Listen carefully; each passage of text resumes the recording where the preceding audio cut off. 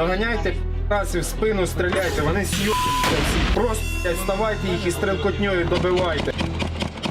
Праз хвіліну був прильот, і гэты будинок попросту рухнув. Палова групи тоді загинула. І коли я так відповзав назад уже до виходу, то я чув, що мене хтось підіймає ззаду. Я так закидываю голову, а там миш Мирослав Лазовський. Нёман, ну как тебе? Танчик по нам работает.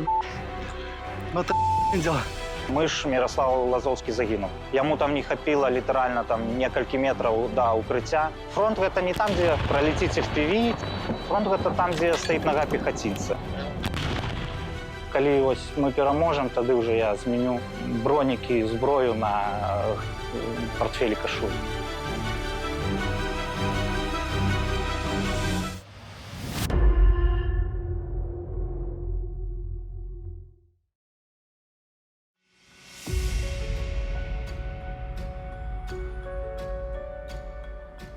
У Білорусі довідався я з новин про російську агресію. Ну, одразу тягом некількох днів я позвонив сябру, каб допомог з візою, зробив візу і з Польщі приїхав в Україну. Питання, в принципі, гэта повстало ще з часов АТО, коли був Іловайськ, коли був аеропорт, але відомо, що білоруські СМІ, вони не зовсім правильно освітляли це питання і, напевно, не було повної інформації. Якби я ведав, розумів, що до повномасштабної війни, але вже коли це було відкрито у 22-му році, у лютому місяці, то і просто вирішив для себе, що треба захищати Україну. Україна стала таким своєособливим плацдармом, де ось розгорнулися усі бойові дії. Тобто варто розуміти, що і коли не вистоїть Україна, то не вистоїть і Європа. Ну і зрозуміло, що Білорусь. Тому це правильно на даний момент обороняти Україну. Потрапив я сюди десь у середині літа, тому що я довго чекав питання з візою, тобто я не з перших днів був, я потрапив улітку сюди, вже там, отримується, більше за 3 місяці пройшло повномасштабної війни, тоді я приїхав. Одразу я потрапив у полк Костуся Калиновського, з часом я потрапив у батальйон «Волод». У батальйон «Волод», у так звану «п'ятерку». І гэта пехотное выведкавае подразделение. Ось. І там довгий час я там проходив службу.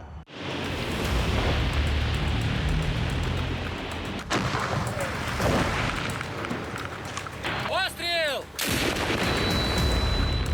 Доганяйте раз і в спину стріляйте, вони с'ються всі. Просто вставайте їх і стрілкотньою добивайте.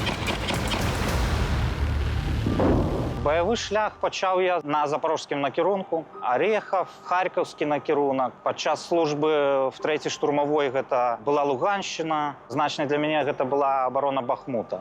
Коли вже заставалися опошні, скажімо так, наші рубежі. Під час одної з задач ми... Це був травень 23-го року. Це був... Так, травень. Травень, це, коли я не помиляюся, 15-16 числа. Бахмут, в принципі, ми п'ятеркою пройшли увесь, починаючи від ще позицій перед Бахмутом і вже 16-17 числа. Докладно не ведаю, у 20-х числах, 24-го, хіба що ці 21-го, вже офіційно був здан Бахмут. Розвідувальною групою ми вийшли на задачу і сталося так, що нам треба було знайти укриття. Ми знайшли будинок, ніч ми воювали. Ніч була вельми напружена, і зранку почався обстріл. Моцний обстріл з ворожого боку, працював танчик, працювала артуха. І у ворожої радійки трофейної ми почули, що давай-ка чимось тяжким відпрацюємо. І ось праз хвилину десь там був прильот, і цей будинок просто рухнув. І ми, вся група, зосталася ось під завалами. Тоді загинули наші побратими, полова групи тоді загинула.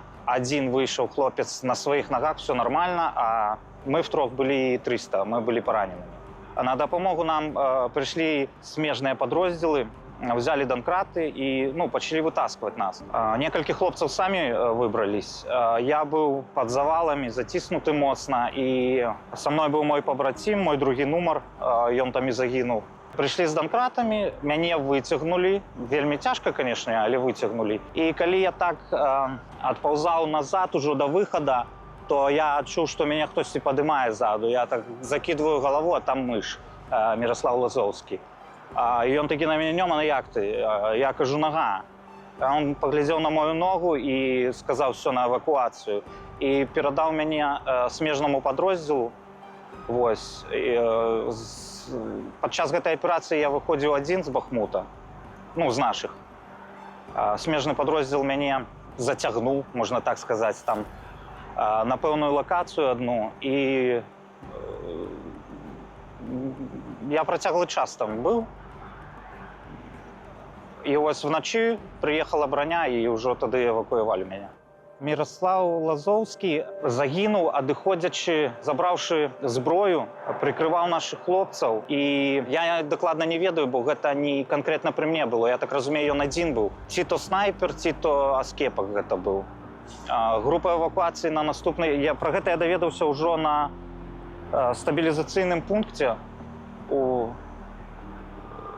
Не, гэта ўжо была лекарня, гэта быў горад Дружкоўка.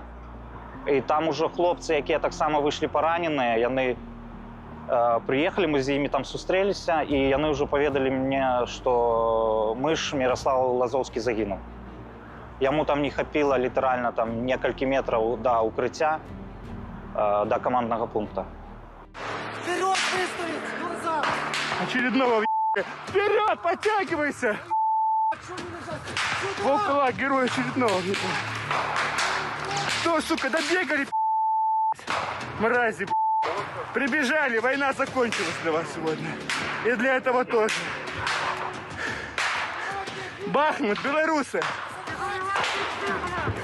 Вперед, вперед, сябра! Взяли Русню. Вот она, добили. Это лев. Я вперед! Вперед, один занимайтесь, ребятами. Взяли окопчик, трохи задело.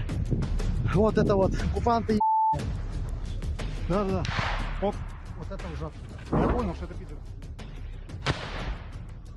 В дзяцінстве я цікавіўся спортом, конечно, на пачатковым узроўні, і музыкай, граў у розных гуртах, але гэта было, ну як, падчас школы і яшчэ на першым курсе універсітэта крыху займаўся. А потым мне гэта так не было магчымасці, і гэта заціхла. А на чым вы гралі? На гітары, так. На пачатку гэта быў гурт «Дзіўныя паводзіны», потым «Гевіль Дейс». Я сам не ведаю, адкуль такая назва пайшла. Гэта былі такія, ну, лакальныя гурты мясцовага разліву, калі можна так сказаць. А ўжо в універсітэце, калі паступіў на першым курсе, то там я быў не той, што в гурце, а, ну, дапамагаў, падыгрываў. Дзяўчаты там збіраліся, гралі, то я ім там дапамагаў, падыгрываў. Гэта было недоўга. Але было. Я вучыўся ў гарадзенскім дзяржаўным універсітэце імя Янкі Купалы. З універсітэта мяне выключылі з 3-го курса за ўдзел у выбарах. Я балатаваўся ў дэпутаты, і мяне выключылі з універсітэта. З 3-го курса, потым я пайшоў у войска, потым павярнуўся, здаў розніцу ў планах, і я аднавіўся на сваім факультэце. Так, прабачце, ваўкалак тэлефонна. Алло? Сябра, за рулем цяпер, за кірмом. Просто я буду дзесьці в тваім раёне зараз. Просто я, як запынюсь, я ўжо патэлефаную табе, бо зараз незручна. Ну, давай, ага. З Денисом Урбановичем, з ваўкалакам мы былі знаёмы, але, скажем так, завочна. Мы перапісваліся з ім. І ось я прыехаў у Киев. Ну, і тут мы ўжо пазнаёміліся, мы як бы ведалі адзін аднога завочна. Мы пазнаёміліся, Денис тады быў з параненнем, ён праходзіў рэабілітацыю. З ваўкалакам мы вельмі шмат ваявалі разам, амаль на ўсіх задачах былі. Это не Бурзумович? Не, гэта маі, адмыслова маі. Бернардина. Так. А ты что, спереди магазины не носишь? Не, ношу, гэта я знял, потому что хочу... На тебе эта штука будет мешать. С клапанами поставить. Ну, не открытые магазины, не открытые подсумки, а менавіта, каб закрытые были. Так, да. Это уже... А, у тебя еще это... Так, демпфер там стоит еще. А, ну тебе так, как и у меня нет. Я бы не сказал бы, что тяжкие. Что ты ж мою броню так, поднимал? она не тяжкая. А какие плиты? РПС-ку, какую мне выдали, то на штурме я ж раздербанила. И это я уже набыл себе. Она какая-то Висеть буде. У мене, знаєш, чому мій ремень це добре? Він твердий. І у тебе на боку так от не висять магазини. Ну так, але я просто сюди шмат не кидаю, тому якби нормально. Але один раз спала у мене. Заходив на позицію і спала. Ну, конечно, ее лучше на липучку прогонять. Это... На магазин, а то мне бы упирался. Поэтому я Тунгусу кажу, Я спецом вешаю далее, как... Ну, паузи за автоматом, прикрою. У меня ж на ноге эти воги, все, я не могу согнуться, а стоя на поле, что ты не выйдешь, застрелят. Ось, и в итоге Тунгус там еще башку прострелил. Ось, вот, все. А шлемик твой где? А немає. Покуль нема. Ну, я все забыл за свои гроши, чтобы, бляха, потом там не раздавать ничего. Покуль нема. Так, это вельми добре. Это боевой заплечник? Ну, штурмовий. Ну, у меня ж тоже такие. Ось. У меня здесь иконка с Зеноном, где Зенон так стоит, а здесь тримає Великое княжество Литовское. Иконка такая есть? А, хреново. Ось. А Ну, над ним... у меня у бронику червоно-белый стяг, икона Ефросинии Полоцкой и молитва воина. Кому покуль бережи. Ну, с Зеноном надо, с Зеноном, без Зенона, ты же Без Зенона разумеешь. ніяк. Зенон у Бахмуте был, поэтому Бахмут стоял як крепость. Не было бы Зенона, сразу прозвалился. О, бачиш. А я зауважив это тільки праз місяць хіба що. Дёрку. Ну.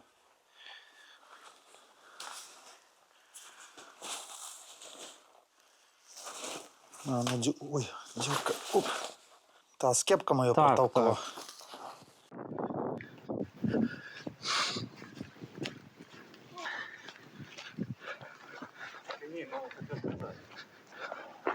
Все разбито. Охренеть. Генерал идет впереди. Неман Волча. Песик. Бедняга.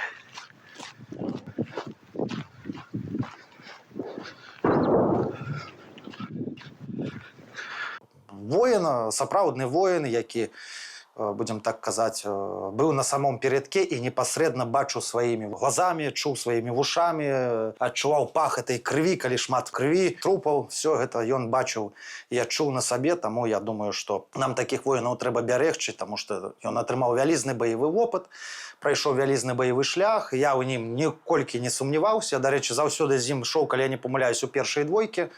Ну, мы двоечками працавалі, мы не працавалі там, як там табуном бегаюць. Да і ў пехоце ніколі так людзей не было шмат, таму што это такая спецыфічная праца, то надо быць жорсткім адмарозкам. Вось, таму як бы якраз Нёман адпавядаў усім гэтым крытэрыям.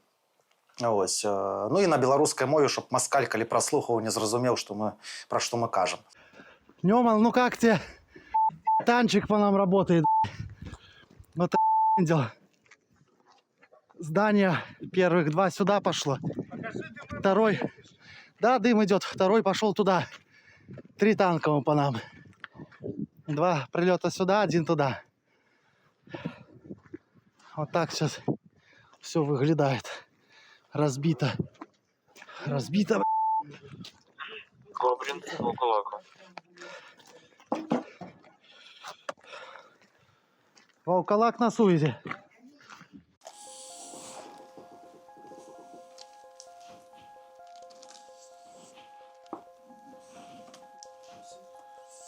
А ти розібрався з этой, чому тобі там? А я попросту третю гілочку повесив і все. Ну все. Гэта за параненне, жоўтая гілачка гэта за цяжкае параненне, а светлыя, белыя гэта лёгкае параненне. Больш за 3 насіць нельга на адной медалі. Яна выдаецца адзін раз, а потым дае ўжо, калі ёсць параненне, то выдаюцца толькі гілачкі дае. Гэта «Хоробрае сэрца» медаль, гэта за харкаўскі накірунак. Тут і падпісана аператыўна-тактычнае групаванне «Харків». А гэта медаль військовай доблесці. А гэта медаль, ну, УБД, ветэран вайны і, ну, учаснік баявых дзей. Ну, калі я прыехаў в Украіну, ну, паўстала пытанне, які браць пазыўны, ну, неяк адразу гэта ў мяне усплыла, тое, што я нарадзіўся на беразе Нёмана і вучыўся ў гародні, таксама Нёман. І вось так сталася, што Нёман. В планах, безумоўна, павярнуцца на вайну. Куды, які падроздзел, я не буду казаць. Хацелася б, канешне, да перамогі вызваліць тэрыторыю Украіны, заехаць у Бахмут, той жа, пахадзіць па нашым пазіцыям, там, дзе хлопцы загінулі, Запорожье там. Канешне, хацелася б да перамогі дабыць. Я ў школку пайшоў з пагоняй, сцягі перамогі луналі, цяпер каласочкі над волей. Мне яны ўжо ***алі. Я вершы пісаў. Выйшаў невялічкі зборнічак маіх вершаў, называецца «Каля нуля». Чаму такая назва? Таму што амаль усе вершы былі напісаны падчас школьнага ўзросту. І некалькі было яшчэ на першым курсе напісана. Гэта былі 2000-е, нулявыя, як у нас прынята называць. Таму і такі назоў. Буду выкладаць беларускую мову і літаратуру. Калісьці у мяне адзін сябар, ён у Еўропе зараз жыве. Вельмі часта ён мне кажа: «Всё, завязвай, ты ўжо столькі ваюеш, давай, прыязджай і штосьці будзем чымсьці займацца». А я яму сказаў: «Ну, калі вось мы пераможам, тады ўжо я зменю бронікі, зброю на партфелі кашулю». Магчыма, палітыкай, якоюсь грамадскай дзейнасцю. Я хачу жыць і працаваць у сябе на радзіме. Калі гэта будзе, невядома. Але жаданне вялікае. Шаноўныя гледачы і ўсе неабыякавыя. Спецпідроздзел 1514 ГУРМО Украіны збірае сродкі на ремонт і абслугоўвання тэхнікі. Вось, вельмі прашу падтрымаць гэта, таму што гэта вялікая неабходнасць. І давайте не будзем абыякавымі да нашых пабрацімаў, да беларусаў у тым ліку. Існуе вялікая праблема у легалізацыі беларусаў. Асабіста мне было адмоўлена ў міграцыйнай службе. І што атрымліваецца, што ваяваць мы, беларусы, можам, але атрымаць якуюсь прававую падтрымку і атрымаць якуюсь легалізацыю мы не можам. Я лічу, што гэта несправядліва, і байцы, якія ваявалі за Украіну, маюць поўнае права знаходзіцца тут. Тым больш беларусы, все разумеюць нашы абставіны там на радзіме.